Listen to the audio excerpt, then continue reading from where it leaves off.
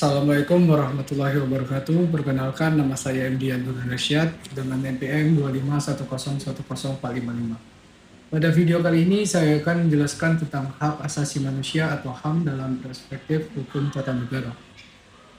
Hak asasi manusia merupakan hak dasar yang dimiliki setiap manusia sejak lahir sebagai anugerah Tuhan Yang Maha Esa. Hak ini melekat pada setiap orang dan tidak dapat dicabut oleh siapapun.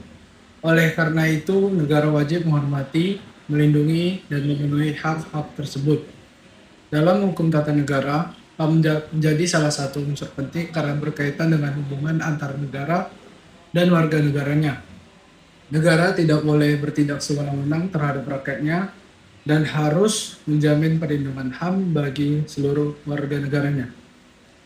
Menurut Undang-Undang Nomor 39 Tahun 1999, hak asasi manusia adalah seperangkat hak yang melekat pada hakikat dan keberadaan manusia sebagai makhluk Tuhan Yang Maha Esa, yang wajib dihormati, dijunjung tinggi, dan dilindungi oleh negara, hukum, pemerintah, dan setiap orang.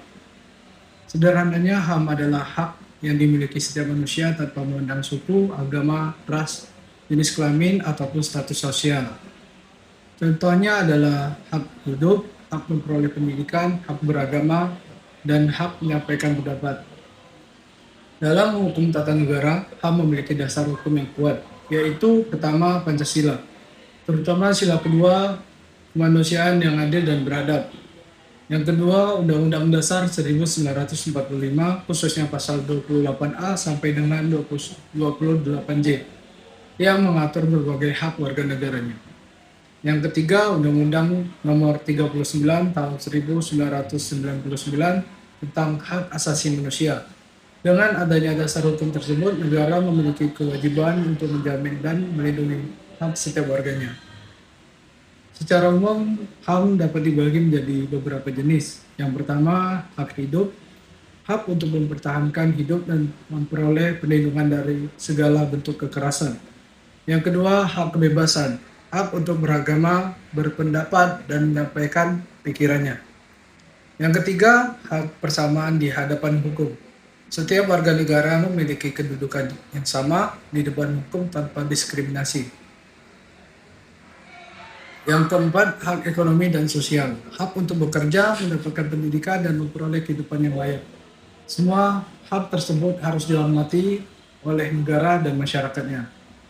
Pelanggaran HAM terjadi ketika hak seseorang dirampas atau dibatasi secara tidak sah. Contohnya pelanggaran HAM yang sering terjadi dalam kehidupan sehari-hari adalah yang pertama pembunuhan atau bullying, yang kedua diskriminasi terhadap seseorang, yang ketiga pembatasan kebebasan berpendapat secara tidak adil, yang terakhir kekerasan terhadap sesama. Karena itu setiap orang harus menghormati hak orang lain sebagaimana mereka ingin haknya dihormati. Penegakan HAM di Indonesia. Untuk melindungi HAM di Indonesia memiliki beberapa lembaga, seperti Komnas HAM yang bertugas melakukan pengawasan dan pemantauan HAM. Yang kedua, Pengadilan HAM yang mengadili pelanggaran HAM berat. Yang ketiga, LPSK yang memberikan perlindungan kepada saksi dan korban. Keberadaan lembaga-lembaga tersebut menunjukkan bahwa negara berkomitmen untuk menegakkan HAM dan memberikan keadilan bagi masyarakatnya. Sebagai kesimpulan, hak asasi manusia adalah hak dasar yang dimiliki setiap manusia sejak ia lahir dan dijamin oleh konstitusi di Indonesia. Dalam hukum tata negara, HAM memiliki peran penting karena menjadi dasar hubungan antara negara dan warga negaranya. Oleh karena itu, kita sebagai warga negara harus memahami, menghormati, dan menjaga HAM agar tercipta kehidupan yang adil, damai, dan bermartabat. Sekian materi tentang hak asasi manusia. Terima kasih atas perhatiannya.